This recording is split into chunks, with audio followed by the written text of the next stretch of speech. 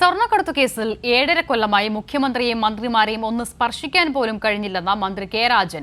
എല്ലാം അപസർപ്പക കഥകളാണെന്നും തങ്ങൾ ഇതിനെ ഭയപ്പെടുന്നില്ലെന്നും മന്ത്രി പറഞ്ഞു. ഇതുവരെ ഏത് കഥയാണ് കിട്ടിയതെന്നും പ്രധാനമന്ത്രിക്ക് രാഷ്ട്രീയ നേതാവെന്ന നിലയിൽ എന്തും പറയാമെന്നും എന്നാൽ പ്രധാനമന്ത്രി എന്ന പദത്തിലിരുന്ന ഇങ്ങനെ പറയാമോ എന്ന് പുനരാലോചിക്കണമെന്നും മന്ത്രി കൂട്ടിച്ചേർത്തു.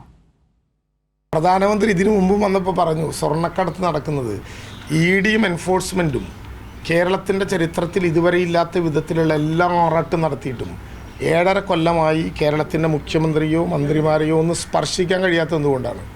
തികച്ചും തെറ്റായ വിധത്തിലുള്ള പ്രചരണങ്ങൾ നടത്തി അപകടകരമായിട്ടുള്ള ചില വർത്തമാനങ്ങൾ, അപസർപ്പക കഥകൾ. ഞങ്ങളിതിനെ ഭയപ്പെടുന്നില്ല. കേരളത്തിലെ ഗവൺമെൻറ്റിൻ്റെ 2 കൈകൾ ശുദ്ധമാണ്. അതുകൊണ്ട് ഇക്കാര്യങ്ങളിലൊന്നും ഞങ്ങൾ പേടിക്കുന്നില്ല.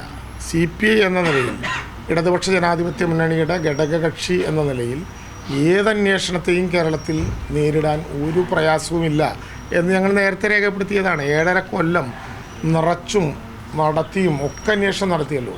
ഇതുവരെ ഏത് കഥയാണ് കിട്ടിയത്? ഇന്ത്യയുടെ പ്രധാനമന്ത്രിക്ക് കേരളത്തിൽ വരുമ്പോൾ രാഷ്ട്രീയ പാർട്ടിയുടെ നേതാവ് എന്ന നിലയിൽ എന്തും പറയാം. പക്ഷേ ഒരു പ്രധാനമന്ത്രി എന്ന പദത്തിലിരുന്ന് ഇങ്ങനെയൊക്കെ പറയാമോ എന്നുള്ളത് അദ്ദേഹം തന്നെ പുനരാലോചനയ്ക്ക് വിധേയമാകണം.